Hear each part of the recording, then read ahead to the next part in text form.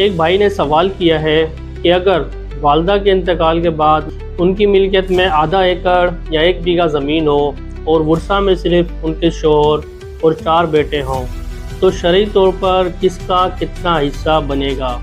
क्या भाइयों का हिस्सा ज़्यादा होगा या वालिद साहब का? तो आइए स्टार्ट करते हैं। अस्सलाम वालेकुम, मैं हूं एडवोकेट अनीस। हमारे माशरे में जायदाद के तनाज़ात की सबसे बड़ी वजह यह है कि हमें विरासत के शरई कवानीन और उसकी तकसीम की सही तरतीब का पता नहीं होता। अक्सर लोग समझते हैं कि किसी के इंतकाल के फ़ौरन बाद ज़मीन या पैसा बच्चों में बांट दिया जाएगा, जबकि इस्लाम में इसकी एक ख़ास तरतीब और कुछ सख्त शराइत हैं। नाजरीन, याद रखें, किसी भी मरहूम का माल या ज़मीन फ़ौरन वर्सा में नहीं बढ़ता। तकसीम जायदाद से पहले 3 काम करना फ़र्ज़ हैं। सबसे पहले मरहूम के कफन दफन के अखराजात उसी के माल से निकाले जाएंगे। अगर मरहूम के ज़िम्मे कोई कर्ज़ या अधूरे वाजिबात हैं तो वो अदा किए जाएंगे। अगर उन्होंने मरने से पहले कोई वसीयत की थी तो वो ज़्यादा से ज़्यादा 1/3 माल तक पूरी की जा सकती है। याद रहे, किसी कानूनी वारिस के हक़ में वसीयत नहीं हो सकती। जब ये तीनों काम हो जाएं तो जो बाकी माल बचेगा वो वर्सा का हक़ है। अब आते हैं असल बात की तरफ कि शरई तौर पर वारिस कौन बनता है और उनका हिस्सा क्या होता है।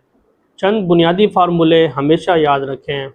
अगर मरहूम की औलाद ना हो तो बीवी का 1/4 हिस्सा बनेगा, और अगर मरहूम की औलाद हो तो बीवी का हिस्सा 1/8 बनेगा। अगर शोहर के हिस्से की बात करें, अगर बीवी की औलाद ना हो तो शोहर का हिस्सा 1/2 बनेगा, और अगर बीवी की औलाद हो तो शोहर का हिस्सा 1/4 बनेगा। वालदा माँ का हिस्सा, अगर मरहूम की औलाद हो माँ को 1/6, और अगर औलाद ना हो तो माँ को 1/3 हिस्सा मिलेगा। वालिद के हिस्से की अगर बात करें, अगर मरहूम की औलाद हो तो वालिद को 1/6 हिस्सा मिलेगा।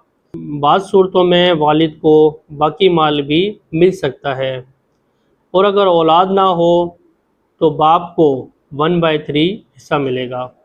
औलाद की तकसीम, अगर बेटे और बेटियां दोनों हों तो असूल वाज़े है, एक बेटे का हिस्सा 2 बहनों के बराबर होता है। बहन भाई कब वारिस बनते हैं? याद रखिए, अगर मरहूम का बेटा या वालिद ज़िंदा हों तो भाई बहनों का विरासत में से हिस्सा नहीं बनता, वो महरूम हो जाते हैं।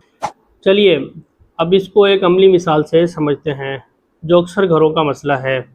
जैसे मेरे दोस्त की वालदा का इंतकाल हो गया था और उनके नाम पर 1 बीघा ज़मीन यानी तकरीबन आधा एकड़ थी।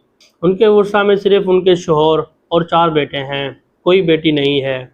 तो अब तकसीम कैसे होगी?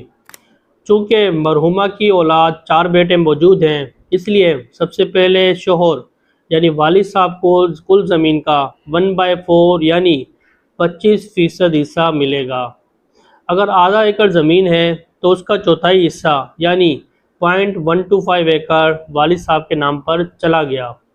अब पीछे बची 75% ज़मीन यानी 3/4 हिस्सा, ये बाकी ज़मीन चारों बेटों में बिल्कुल बराबर तकसीम होगी।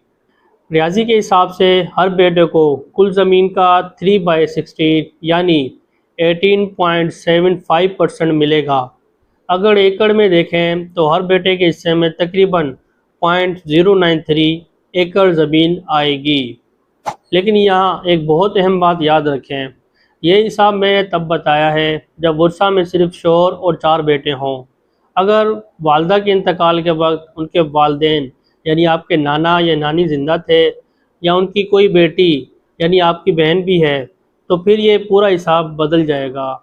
अगर आप भी अपने किसी मखसूस केस के शरई और कानूनी तकसीम का दुरुस्त हिसाब जानना चाहते हैं तो कमेंट सेक्शन में अपना पूरा फैमिली ट्री यानी तमाम जिंदा वर्सा की तफसील लिखें, हम आपको इसका दुरुस्त जवाब देंगे।